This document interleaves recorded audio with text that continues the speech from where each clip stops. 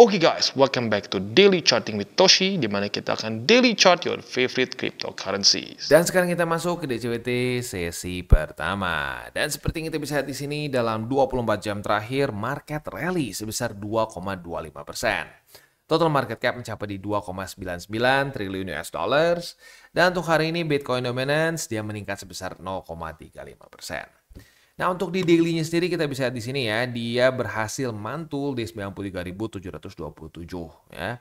Dan berbeda dibandingkan dengan tanggal 5 Mei kemarin, untuk yang tanggal 6 Mei alias kemarin, ini rally-nya jauh lebih signifikan. Dia rally sebesar 2,21% ya. Nyaris membuat higher high ya, nyaris ya. Jadi kalau kita lihat di sini di tanggal 2 Mei kemarin dia rally. Ya, rally-nya sih tipis ya, tapi daily close yang penting. Daily close-nya itu di angka 96.929. Sementara tadi pagi di 96.800-an. Jadi cukup dekat ya. Nah, tinggal kita lihat apakah ya hari ini akan terbentuk higher high atau tidak ya, dan terbentuk daily close yang higher high juga atau enggak gitu ya. Nah, jadi overall di daily doing good ya, doing good.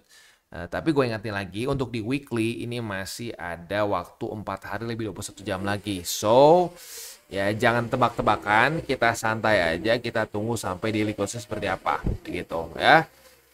Kita lihat apakah jangan-jangan dia bisa lanjut lagi membuat higher high atau tidak begitu, atau jangan-jangan efek dari shooting star ini bisa mempengaruhi Bitcoin di weekly ya. We'll see ya. Sorry by the way ini mungkin akan ada sedikit suara masuk nih karena gue lagi ada sedikit renov rumah. Jadi ya, gue udah coba pindah ke ruangan lain tapi tetap masih ada masuk sedikit suara ya. Oke, jadi itu mungkin kurang lebihnya kalau secara TA ya. Jadi mainly kalau secara TA penyebab rally-nya adalah struktur support di 93.727 begitu. Ya, jadi lagi-lagi buat orang yang masih sering ngomong, wah TA tuh nggak guna, cuma garis-garis doang ya. Oh ya, ini random banget ya. Random banget, bisa retest 2 kali terus mantul di tempat yang sebelumnya support. Ya, balik lagi ya.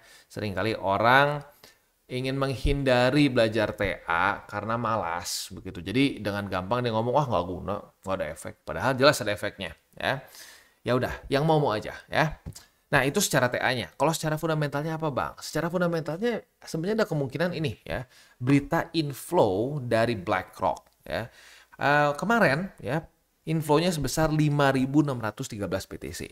Dan yang lebih gila lagi adalah ini sudah 15 hari berturut-turut inflow. Totalnya sebesar 4,5 miliar US dollars. Wow, ya. Nah, jadi ya jelas sebenarnya ini menunjukkan bahwa para institusi itu masih terus melakukan akumulasi dan semakin besar confidence-nya di BTC. Begitu. Jadi ya lagi-lagi ya, saat orang lain tebak-tebakan, BTC harus ke 50.000, BTC harus ke 60.000, harus keluar angka-angka gaib lah, nggak tahu dari mana itu ya. Para institusi, ya mereka terus akumulasi, begitu loh ya.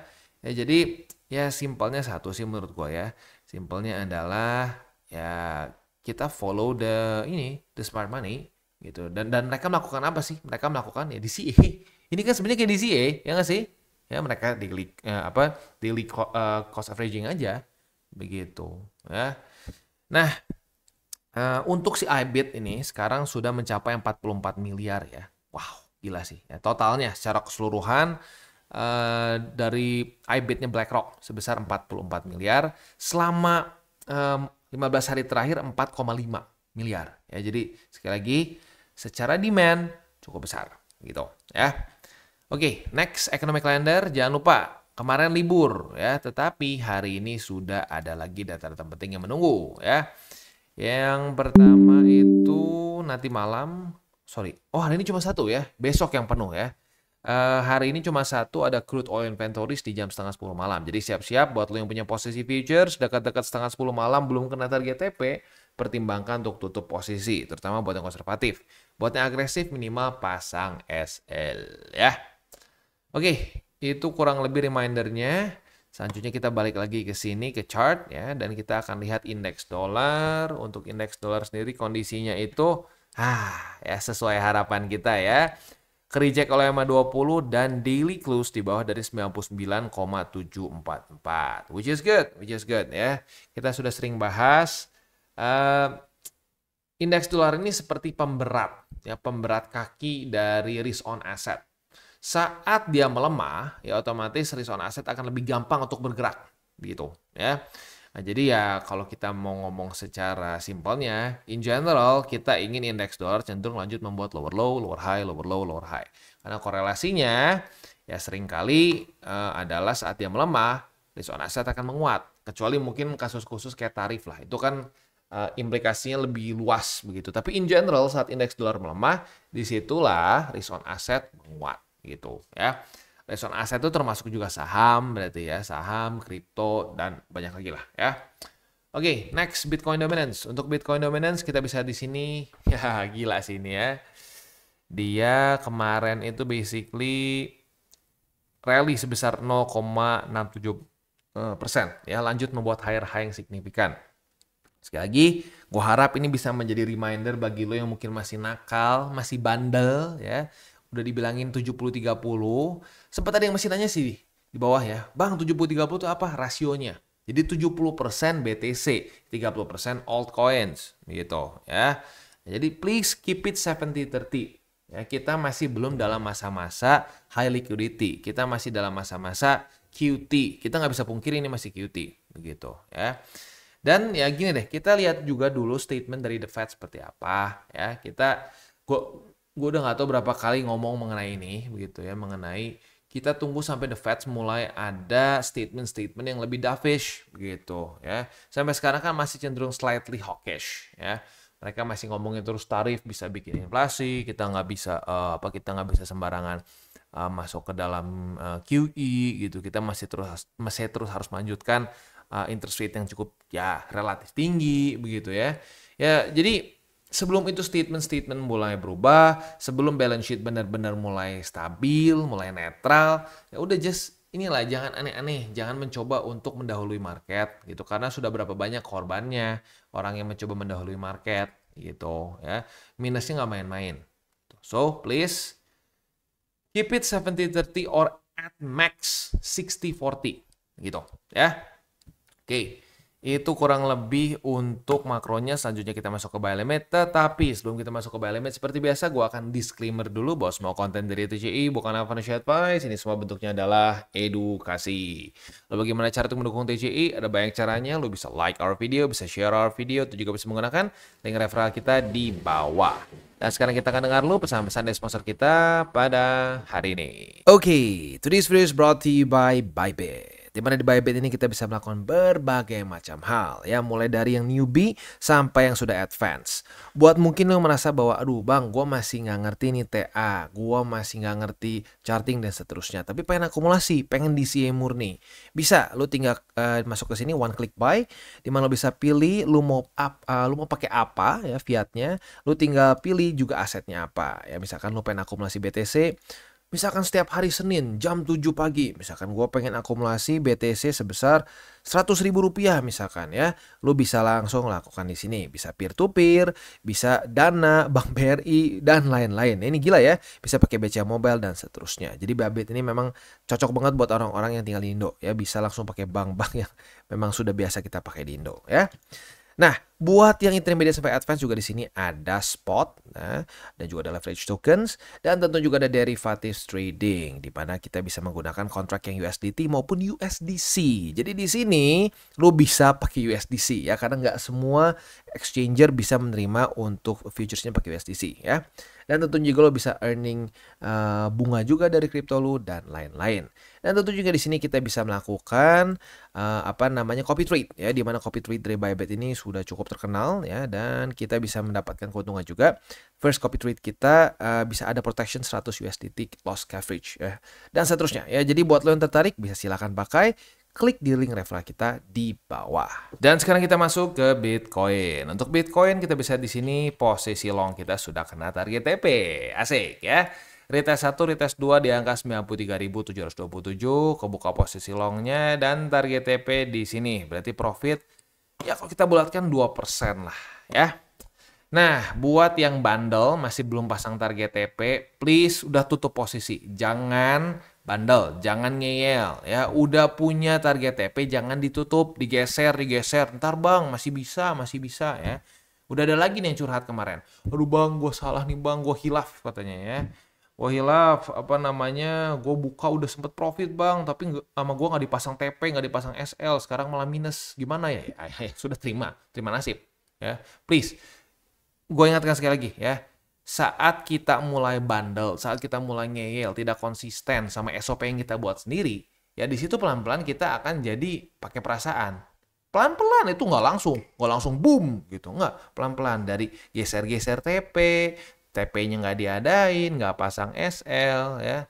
Nah, nanti ujung-ujungnya apa? Ujung-ujungnya semua udah nggak usah lihat chart, hajar aja gue lagi kerasa bullish gitu. Hati-hati ya. Nah, selanjutnya untuk posisi spot ya. Untuk posisi spot ada di angka 95.521, 93.717 dan juga di 91.852 ya. MA20 gue hitungnya confluence lah sama 93.700 karena cukup dekat ya. Next kita masuk ke Ethereum. Untuk Ethereum kita bisa di sini ya. Kita sudah dapat posisi long. Shortnya udah profit, posisi longnya juga profit ya. Asik. Ini posisi short di sini sudah profit kemarin 3,7 ya 3, something lah ya. Nah, hari ini posisi long kita juga kena target TP di angka 1849,9 dan profit sebesar nyaris 4%. Asik ya. Mantap nih. BTC Ethereum secara posisi futuresnya dalam beberapa hari ke belakang cukup enak nih buat kita buat kita pasang beberapa posisi ya. Mantap.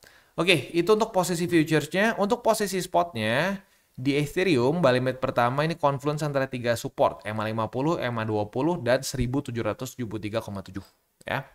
Lalu di angka 1669,3 dan di 1644,3. Ini posisi spot ya untuk DCA buat nyicil di sini nih ya.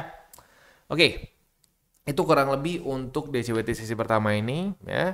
Sebelum kita tutup mungkin ada wejangan tipis-tipis dari gua ya. Ini wejangan sebenarnya bukan cuma buat para newbies ya, karena gua perhatiin ini ya bukan cuma para newbies yang kena ya, orang-orang yang udah lumayan lama di market juga masih sering kali kena juga. Yaitu saat kita masuk ke dalam fase-fase overhype begitu, di mana retail atau yang kita bisa sebut sebagai dumb money mulai masuk gitu. Jadi orang-orang yang nggak ngerti sama sekali kripto ya, nggak ngerti kripto sama sekali, nggak ngerti TA, fundamental juga belepotan begitu ya. Mereka cuma percaya dengan kekuatan komunitas ya. Sekarang belum ya. Bahkan kemarin waktu lagi meme coin season ya, itu banyak yang coin the term itu kemarin tuh meme coin season tuh ya, waktu lagi beberapa memes ngepam ya. Itu masih belum keluar kegilaan di cycle sebelumnya ya. Nah, kegilaan apa ini? Kegilaan ini adalah kegilaan di mana fanatisme mirip-mirip seperti, jujurnya fanatismenya mirip kayak fanatisme agama ya. Sintingnya gitu langsung wah sampai gila gitu ya. Kayak contoh dulu tuh ada satu meme coin yang namanya Buff Doge ya. Buff Doge itu basically tim devnya ketahuan bahwa dia narik liquidity mau dia buang ke market. Ya. Itu udah ekstrim tolol kan sebenarnya, pikir-pikir. Ketahuan kesannya udah mau nyolong begitu ya. Kalau selingkuh tuh mungkin ketahuan diranjang gitu loh ya. Tapi itu komunitasnya masih bisa cari pembenaran. Enggak, ini cuma FUD, ini cuma FUD. FUD gimana? Itu udah ada di on-chain. Gua bahas lah di video dulu di 2021 ya. Apa yang terjadi? Dibully. Wah, mending kok cuma dibully ya. Dibully terserah lah. Just words, doesn't mean anything ya. Nah, yang gila apa? Komunitas mereka nge-report YouTube gua, sampai basically YouTube gua tuh berapa jam gua nggak bisa buka. Gitu ya. Nah, itulah orang-orang seperti itu nanti akan masuk ke market saat liquidity-nya udah cukup. Begitu ya. Ya jujur kalau kita mau ngomong di cycle ini liquidity lama datangnya dibandingkan dengan sebelum-sebelumnya ya. Karena biasanya di post halving year ya 2021, 2017 itu balance sheet minimal netral. Bahkan di cycle sebelumnya tuh malah QE gitu kan, malah naik begitu. Interest rate juga relatif oke lah, nggak tinggi-tinggi amat begitu. Nah, kali ini interest rate masih cenderung tinggi, balance sheet masih terus turun, masih QT begitu. Jadi ya mungkin kita makanya belum ketemu dengan spesies-spesies yang seperti itu lagi begitu, karena hype-nya masih belum cukup begitu ya. Nah, tapi gua ingin ingatkan dulu, just in case kita sampai masuk ke dalam masa-masa seperti itu, seperti di 2021, di mana banyak sekali orang-orang fanatis yang gila ya terhadap komunitas tertentu, biasanya komunitas memes ya. Hati-hati. Mereka tidak bisa diajak berpikir ya. Dan ya kalau itu buat yang ini ya, buat yang udah tahu di market dan tahu mereka salah. Tapi buat para newbies, hati-hati, mereka akan bisa mempengaruhi lu. Gitu. Jangan sampai mau terpengaruh dengan orang-orang seperti itu. Ciri-cirinya gampang. Ciri-cirinya saat lu tanya analisanya seperti apa, jawaban mereka adalah, enggak, komunitas kita kuat pokoknya. Komunitas kita kuat, kalau semua nggak ada yang jual, kita akan naik bersama. Oh iya, semua bisa ngomong seperti itu. Waktu udah ngedam, ya ngedam 10, 20, 30%, semua panik dan jual. Nah, ujung-ujungnya yang kegorok lagi siapa? Ya kegorok lagi adalah orang-orang yang yang nggak ngerti apa-apa dan percaya-percaya aja, gitu. Ya. Nah sekarang mungkin orang bilang, enggak lah bang, gue gak akan kena kayak begituan bang. Oh iya, boleh ya. Tapi pada faktanya banyak kok, ya, banyak juga yang sudah dengerin TCI di masa itu, ya kena juga. Ya. Nah jadi lagi-lagi ya, nalar kita bisa ketutup kalau kita sudah kasarnya kayak di gaslight lah, gitu, di gaslight sama komunitas itu. Wah enggak, lu tau dari mana, salah begini. Padahal mereka spouting bullshit. Itu bukan fakta yang mereka sebutin. Tapi karena terus dan dihajar banyak kan, lu bisa kena.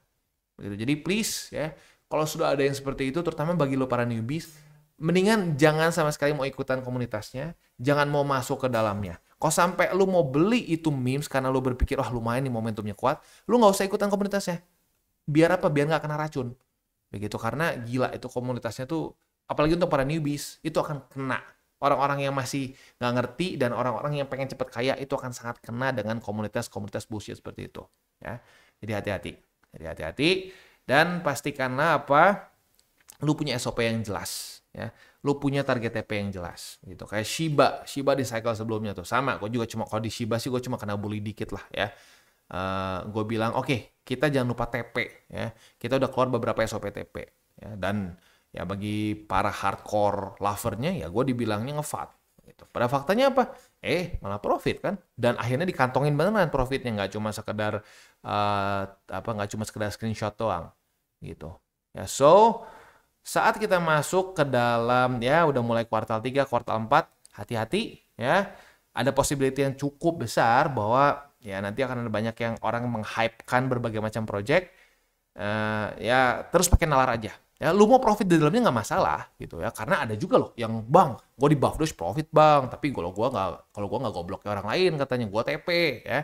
Nah itu nggak apa-apa, tapi jangan sampai mau jadi orang goblok yang ujung-ujungnya cuma dijadiin liquidity, coba jadiin liquidity exit gitu loh. Nah, dijadiin buat nanti para tim dev, para lalu para whalesnya buat keluar nanti di pucuk gitu ya. Oke. Kita tutup dengan 3 golden rules. Jangan pakai uang panas, jangan over leverage, berpikirlah jangka panjang. Please, 3 hal itu bukan cuma sekedar jargon yang gue ngomong-ngomong terus gitu ya. Enggak. Itu kalau lu beneran adopsi ya 3 aturan itu, ya, gue rasa portofolio lu akan signifikan improve. Begitu. Dan udah banyak yang ngomong seperti itu. Dan yang lebih mantapnya lagi apa? Lu secara mental nggak capek. Bagi orang yang menggunakan 3 golden rules, itu nggak capek mental. Ya. Nah, jadi ya gue harap lu beneran denger, beneran dipakai gitu ya. Dan yang terakhir, salam tabur tuai. Apa yang lu tabur kalau tuai, jadi taburlah sebanyak mungkin hal baik. Oke guys, jadi itu adalah akhir dari segmen DCWT kita pada hari ini.